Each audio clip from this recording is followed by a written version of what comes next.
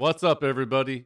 This is Rich at Embarrassment of Riches, and this is my contribution to the summer 2024 vinyl tag created by Dillon over at Noble Records. And it's a really great list of 20 questions and allows us to pick through our collection to provide these answers. And I wanted to thank him for creating it and for having an awesome record store that I was able to go to once a couple of years ago. He wasn't in the store working that day, but there was still an excellent selection of records and a very, dare I say, the best laid out record store that I've ever been to. And I am also very lucky that I finally got off my ass to do this video because summer ends on September 22nd, and I have been putting this pig off for like 6 weeks now. My last video that I put up on the channel had audio difficulties that I'm really hoping don't happen this time because that was a pain in the ass, and I finally ended up having to take the video down. Again, I am grateful that Dillon created this vinyl tag because, like all the tags that we try to participate in, it allows us to pull records out that we maybe haven't in a while. And the most important thing is it allows us to discuss them with other collectors and make great friends in this community as I have over the past year. So thanks, Dillon, and here we go. The first question that Dillon asks us to answer is to show an album with summer and the title of the album or the title of a song on the album. And one thing instantly came to mind the first time I watched this video. I watched the day he created it. That's how long I've been sitting on this thing. First thing that came to my mind, and always will, is Summertime Rolls from Jane's Addiction. Just a phenomenal debut album altogether. I don't think they ever reached these heights again afterwards, although Ritual was a great record, undeniably. But there is something very different about this record, and I still listen to it on the regular.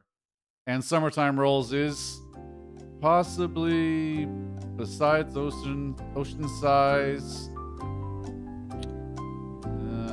Ted just admitted is pretty awesome. I'm no fan of instrumentals, but Up the Beach is on point. Mountain Song, yeah. This whole album is dope. So, Summertime Rolls. That's my answer. To answer question number 2, Dillon wants us to show our latest heavy pull, which he defines as a record that we've wanted for a long time and finally got, or a record that maybe we just got and probably paid a little too much for. This one is more along the lines of something I'm not used to paying as much for because I try to go as cheap as I can. But this is my third copy of Ramones Mania. It is in the best condition of the three, so it's why I paid the premium for it. It wasn't that much. With shipping, it came to about $51. You see these all the time, these original pressings, for close to $100 in stores. And I've seen auctions on eBay go north of $80 on the regular for something that's in really good condition. This is an essential album for anybody who's into any kind of music. This is just awesome stuff. Great playing. I don't care what anybody says. Anybody who can play any kind of music is a better musician than I am already. But this one is loaded with more than 20 songs. Jeez, how many songs are on it? Might be close. I think it's 27 songs are on this record.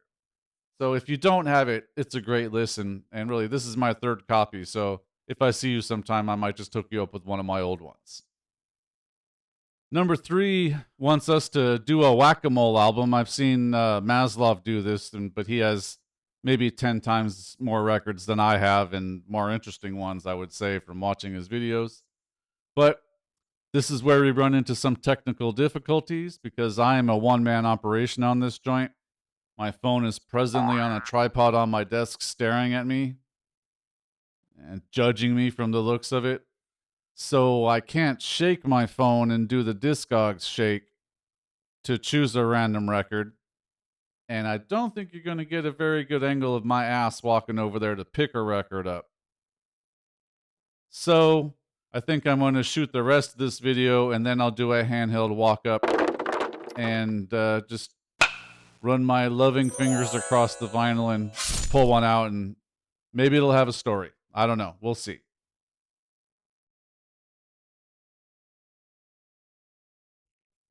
Number 4 charges us with finding a record with an animal on the cover.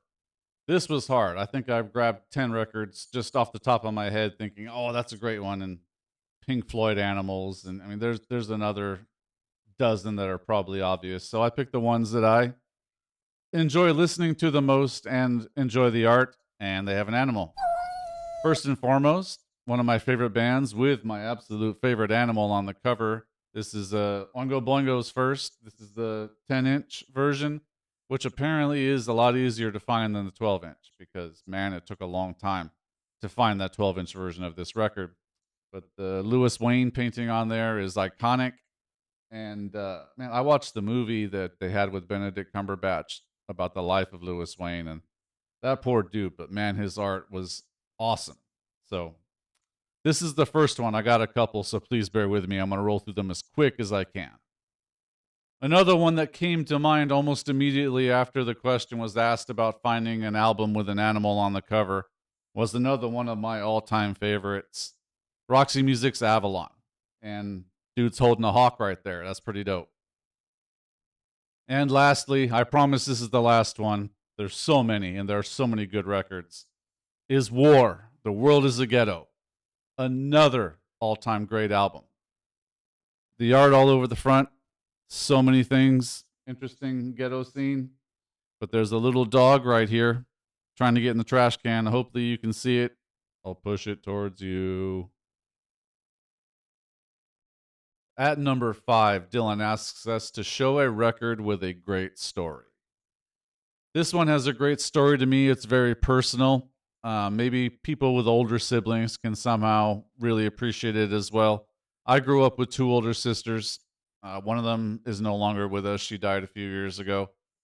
But if you've ever had older siblings, you understand that you just sometimes inherit records. And you also, if you really love them, you have to fight for them or go in their room and steal them when they're not around so you can listen to them. Music has been very important to me for a very long time. This bad boy here, the Grease soundtrack, came out, I think, when I was 9 years old. My whole family loved the movie and the soundtrack, so this played for about a summer constantly. And I loved it. Man, I loved this. I can't fucking stand it now, movie or soundtrack. Just, it's not for me. But if it's for you, you know, that's cool and all. But the great story with this record, and very personal to me, is if you grew up in a house with older siblings in the 1970s and early 80s, I don't know if they still do it. I don't buy kids cereal. But you get premiums in the cereal boxes. They'd be at the bottom of the box, and everybody, as soon as you open it, would just fucking shove their fist in and grab it out and bulge the bag out, and it won't go back in the box. And when you have 2 sisters and you're a hungry kid and your dad also likes cereal, that shit don't last long at all. And if you're one of the older kids in the family, you can grab first dibs on these sorts of things. I believe my parents put in a system where we would rotate that would I get it that week, my other sister would get it the next week, sort of thing. But this is a Captain Crunch sticker right here, contemporaneous with the album release, no doubt. Hopefully it makes its way on there and you can see it without too much glare or blowback. But it reminds me of my sisters, and it reminds me of a time in my family when things weren't quite so tumultuous. Everything kind of blew up there a couple of years later. But it reminds me of my sisters, and it makes me smile. So thanks for listening. I know that was a lot of babbling, but I'm glad to talk about it, and that's why I keep it. Number 6, we are supposed to show an album that people would be surprised to find in our collections. Now, I've made enough videos here that people can probably get an idea of what I mainly collect, and that's old school hip hop, 80s, 90s alternative, a lot of British bands, 60s British music, 70s American rock. I love old country music, 40s, 50s, and 60s. I love compilations. I love a lot of different things. So it's, to my mind, a very, very diverse collection. Mainly what I do not have a lot of or listen to a lot of is classical music, which I just found out I probably have fucking 50 classical records just over the years that I've gathered and kept because they mainly looked unplayed. And I imagine someday I'll be able to have an actual music listening room with a comfy chair or a couch and a turntable nearby that I can just drop the stylus on, walk a couple steps away, and sit for a half hour and listen to a side 22 minutes. 22 minutes I can listen to and then flip it again. That's the idea. So those stay tucked away. And the other genre that I really don't fuck with too much is heavy metal. I like some thrash. I mean, I got that Slayer record last Christmas, their first record, which I really enjoy.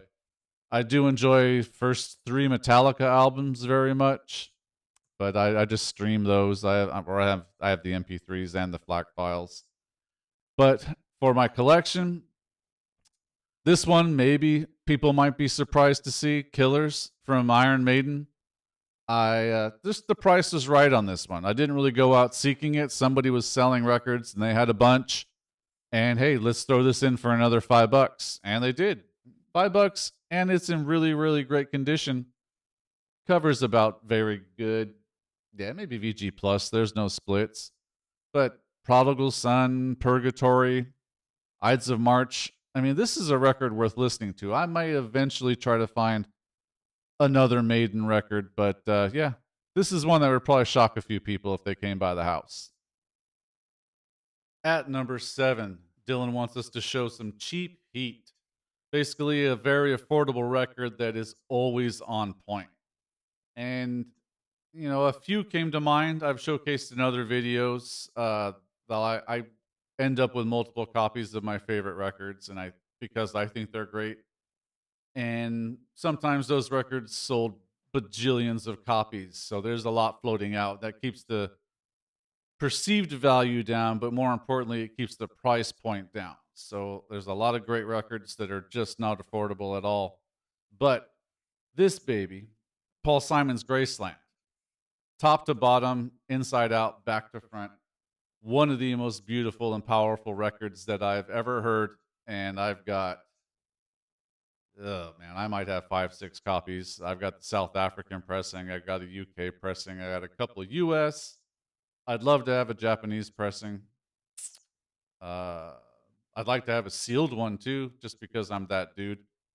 But this can regularly be found for $10 on eBay and other places. In store might cost you a little bit more, 15 to $20, but you are supporting a brick and mortar record store, which is very important. So yeah, cheap heat, badass, Paul Simon, Graceland. Number 8 asks us to show a alternate format vinyl record, a 45, a 10-inch, or whatever else fits that description. And I'm not a collector of 45s or 10 inches very much. They'll show up, and if they're ones I really want, I'll grab them. But I don't think I have combined maybe 50 of those altogether. So it's not a great part of my collection, and I really don't listen to them very often unless they're very specific. Like the second one here in this stack is, because I picked 2, and please bear with me. But first one that came to mind is this 6-inch flexi disc from Parliament Funkadelic. And it's Uncle Jam Wants You to Join His Army. It's an instrumental on the flexi that they wanted you to play and sing into a microphone on a tape recorder and send it back to them, and you could win, as the contest rules state, up to $25,000. I believe this instrumental was used for In the Cabin of Uncle Jam. It's been a while, but yeah, this was one I was very happy to find. It is a Funkadelic rarity. It's one you don't see very often, and people get pretty excited when it shows up. I certainly did. Number 9 asks us to show our favorite music documentary or biopic. And pretty much all of my music documentaries and biopics are on my computer. I don't have any of them, I don't know what the legal term is, and so I can't really show the covers or hold them in my hand and show you the insides of them. But I think I can flash a few on the screen that are absolutely my favorites. And the first things that come to mind are the Beatles anthology, VHS cassettes. A great friend of mine knew how much I loved the Beatles, and she was kind of done with the cassettes and gave them to me for an extended period of time. And it became a soundtrack to the house as I was bringing up our first son. Right after I got hurt, he wasn't even walking yet. He was about 6 months old, but I could pop in the VHS.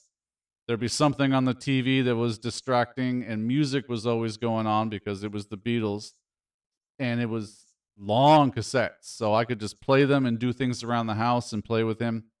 And that was a good 6 months where that was damn near every day, all day, and it was great to see. I mean, it's stuff I already knew. I've been a Beatles fan forever, but it was just great to watch it from the beginning of the band to the end of the group, and I really liked that. So I'll flash a picture of that if I can. Next would be No Direction Home, the Bob Dylan documentary. I really love that one and actually learned a few new things about Bob that I didn't know, which is always a surprise to me because I'm a huge Bob Dylan fan.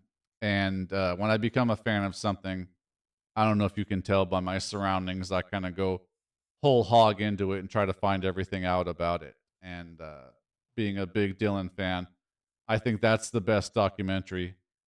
Number 10, we are supposed to show a box set. And I don't have as many of these as a lot of people do. I think I have maybe 30 box sets now. I avoided them for a very long time. I just thought it was kind of bloated. They weren't always really great in my mind. But I've come around on that, and I've purchased a couple a year now. So it was hard to whittle it down to one because I really do enjoy every one of them that I have. This one, though, it is a little different. I've never seen this one anywhere in anybody else's collection. This is Hank Williams, The Man, the Legend. This is a 10-disc box set, and it's got everything. It's got interviews with people that worked with him. It's got really good. I mean, it's got damn near everything. Like there, even the Luke the Drifter stuff, I don't really enjoy all that much, but it is a very complete picture of a very brilliant man who died too young. And yeah, this thing doesn't stick very well anymore. These things are stupid rare. Like I just finally found one that showed up on Discogs because I'm too lazy to enter 10 fucking records and create my own, listing for it. But somebody just listed it a couple of months ago, and I was able to just click on their link and add it to my collection. Every one of these records is unplayed. And I got this. I was in Nashville shopping at my favorite record store there, Phonolux, the only place to go as far as I'm concerned. Grimey's has a great reputation, but man, it was sucking when I went there. And this was in the bins. I was buying a lot that day, as I tend to do, because it was a long trip and I'm going to make it worth it. And this was in the bins, and I grabbed it, and it had no price on it. And I looked at the records, and every single one was absolutely unplayed. And as you can see, this is how it was shipped. I mean, hopefully you can see the shipping tape. Like this tab just went in, and this was how it was delivered to whoever it was delivered to. I imagine a radio station or a A&R guy. Like there's not a lot of history on this that I can find. But there was no price on it, and the guy at the counter looked at the records, pulled them out, looked at Discogs, didn't find anything, and said, "Well, what do you think? $40 for 10 Hank Williams records. $40. The only one that has sold on Discogs that the dude made the entry for sold for quite a bit more than that. But I wouldn't sell this, I don't think, at any price. I've never seen another one, and I'm happy to have it amidst all of my other Hank Williams senior records that I have. This is one that I hold kind of dear. It was a great trip to Nashville. If you've never been there, Phonolux. Hours are a trip. So, pay attention, when you get there and look it up and see if they're open. But man, that place is on point. Number 11. We are supposed to show the most trashed record in our collection. I normally don't keep records that are not in great condition. That seems kind of pointless. Sentimentality, as I had shown before, with this copy of Grease and what it meant to me and reminding me of my sisters, means a lot. But yeah, this thing is unplayable. Just fucking valleys of scratches in here. I don't know what could possibly show up on the camera. Like the lighting's kind of jacked, but there are, like, this thing would hurt my record player. Like, my record player would never talk to me again if I put this on. Trashed, but cherished. Yeah, man, you had to fight for these goddamn stickers that were in cereal back in those days if you had older siblings. Like, it was a fight. At number 12, we are supposed to show a local album. Now, at present, as I've stated before, I am in southern central Pennsylvania. And as far as I know, the Amish don't really make a lot of records. I haven't hung out with them in a bit. They may be doing some punk rock things that I'm not aware of in the barn. But I am in Pennsylvania, home of a lot of great music, and I didn't want to do anything obvious. I had spoken previously in other videos about my love for Philadelphia International Records and all the great soul music that came out of there. Pittsburgh seemed a little obvious as well, and I have a Mac Miller record, but I'm not a fan. So what came to mind is a band that I really love. They're from Scranton, which is, I believe, quite a bit northeast. We've driven past a few times. Like, Pennsylvania is bigger than you might imagine if you're not from here. And this motherfucker's pretty huge. But one of my favorite bands is from Scranton. This is the Menzingers, and this is in the top 3 of my favorite records from them. I got one of the best concerts I've ever seen was Jeff Rosenstock opening up for the Menzingers at the Duck Room in St. Louis. And if you've never been there, it's kind of an underground basement that holds maybe 100 or 200 people. That fucking concert was dope. Like, awesome. Memories. Great memories. The Duck Room is an awesome place to see a show if you ever find yourself in St. Louis. And Vintage Vinyl down the street from there is a really good shop as well, although they play too much jazz. Like, that shit drives me out of the store, man. You throw on some strange jazz music, I'm gone. Like, I'm gone. Me and my wallet. So, the Great Menzingers. That's my choice for a local band. Number 13, we are supposed to show an album from a faraway land. I don't have a whole lot of albums from faraway lands, but this one I saw online and had to order. It's the Philadelphia Sound Volume 1. It's a collection of Philadelphia International Records artists. I just mentioned 5 minutes ago. One of my all-time favorite labels and just the greatest soul music of that era. Harold Melvin and the Blue Notes, Billy Paul, OJs are on this one. Like, this is solid stuff. And it's complete with the Obi, which, nerds like me are absolutely batty for. This is the only Japanese pressing record that I own. It sounds great. I mean, they have a reputation for better vinyl, but kind of hoping that I see a few in the wild and I'll pick them up when I see them. But this one's awesome. Number 14 asks us to show a soundtrack. And wow, that turned out to be a lot tougher proposition than I had imagined. I have a lot of soundtracks, and I really only buy the ones that I really love. So yeah, to whittle it down to just one, because I don't want this video going way too long. I could have picked 10. So I picked my favorite from the last 10, 20 years that I listened to a lot. This version's still sealed, and I apologize for any glare in the room. But this is Inside Llewyn Davis, the great, brilliant Coen Brothers movie, and the way I discovered Oscar Isaac. I mean, I knew a lot of the other players on this, the Punch Brothers, etc. So, yeah. Inside Llewyn Davis. Great movie as well as an incredible soundtrack. Do yourself a favor. And at number 15, we are to show our highest recommendation in our collection. And that would be So from the great, immortal Peter Gabriel. One of the greatest records ever made. I think across the board, most people who listen to music and enjoy it can agree that this is at least a tolerable record. To me, it's probably his best and one of the best. I listen to this so often. It was recorded so beautifully, and this one actually, this version kind of is garbage compared to others. This is the Russian one. I like to flex that I got this. I don't know anybody else with this. This luckily was cheap because I wanted something different for the collection because I've got a decent little stack of Peter Gabriel So on the shelves back there. But every single song, super. The only thing I can complain about Peter Gabriel So is that there's not more of it. It's just, it's too short. It's once it's done, I want more. So, yeah, if you're building a record collection from scratch and I would show up to your house with something to help you out, to get you started, I would show up with So from Peter Gabriel, without a doubt. Number 16 will ask us, what is the highest record on our want list?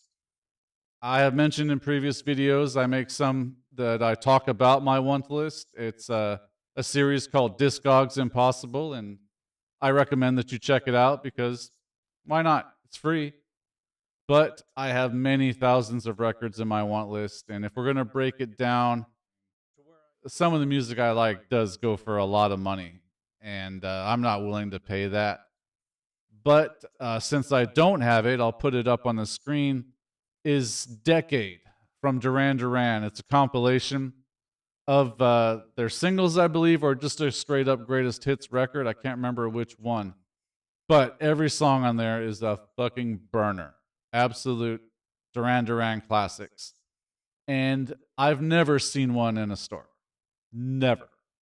I've seen a couple of South American copies for sale on eBay that they want too much money for. And if you look up the history on eBay, they generally go for $100 or more in VG Plus. But yeah, that is super high on my want list because I have a lot of great Duran Duran records in my collection that I play. But it'd be nice to have a greatest hits compilation that I just throw on and relax with. I don't have to skip over certain songs that I don't really enjoy, or I don't have to grab every single one of the records in their discography if I want to sit down and have a Duran Duran evening, which, you know, usually accompanied by frosted tips and a glass of wine. But yeah, that's the one. At number 17, we are to give a channel shout out, and it's hard to pick one. There's about 10 that I watch on the regular, but the nicest people in the community that I have found so far, Mike MGK Boston, soon to be Mike MGK Buffalo, colloquially. Brian at Embryonic Robot shares great stuff as well, and it's a lot of fun. Daryl D, greatest hip hop collection on the internet that I've seen so far. Great comic books, man. D, you got comic books. And yeah, I always return to Vinyl Richie as well. That's my dude for punk rock. I love his channel, man. So yeah, 4 shout outs for the price of 1. Number 18 is a silver lining in vinyl. That's a little ephemeral kind of a question. I can't really remember how Dillon defined that. But silver lining, looking for the good in what could be bad, I suppose. Prices of vinyl are kind of shit.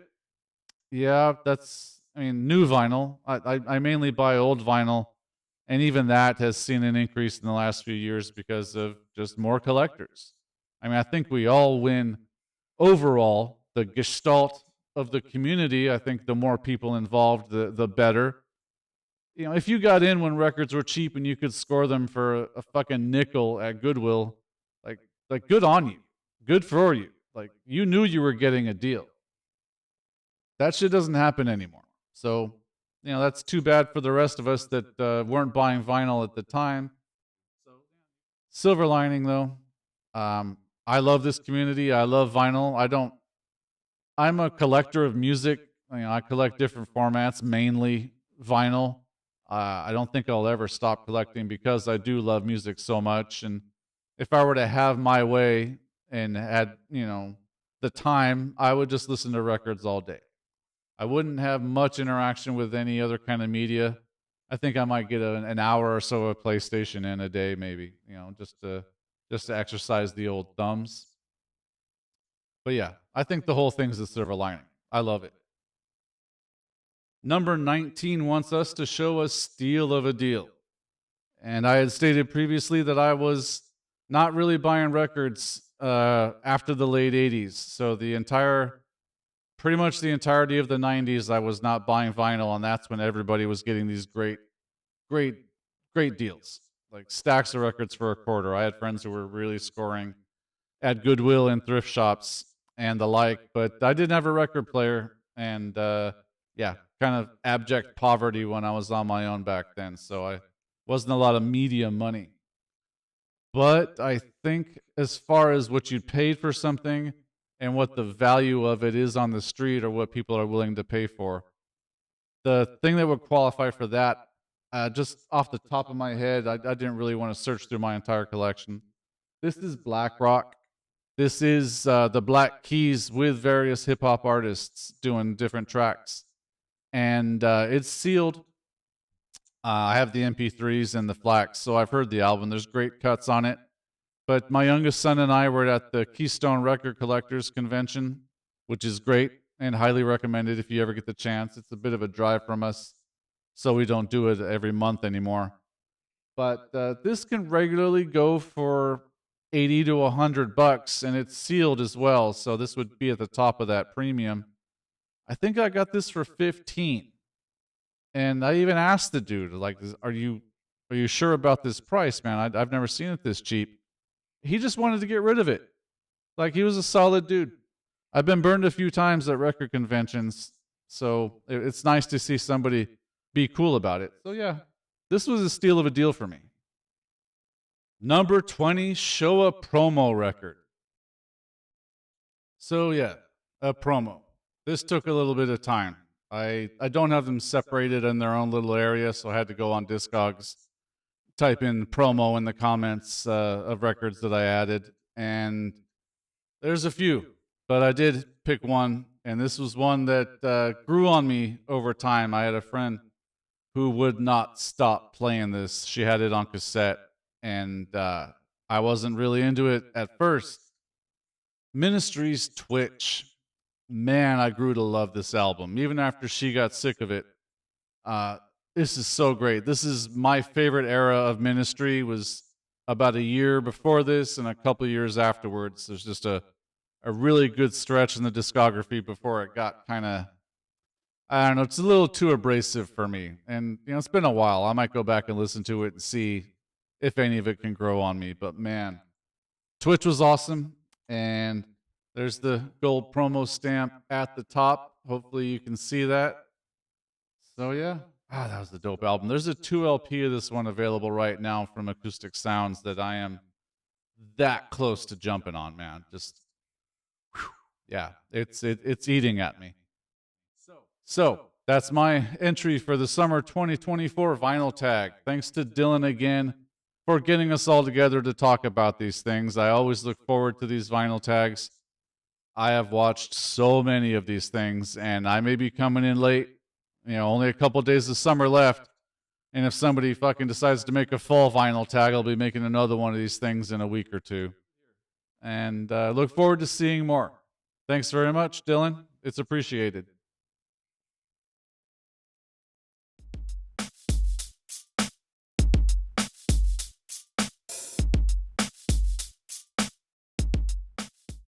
Is the sticker.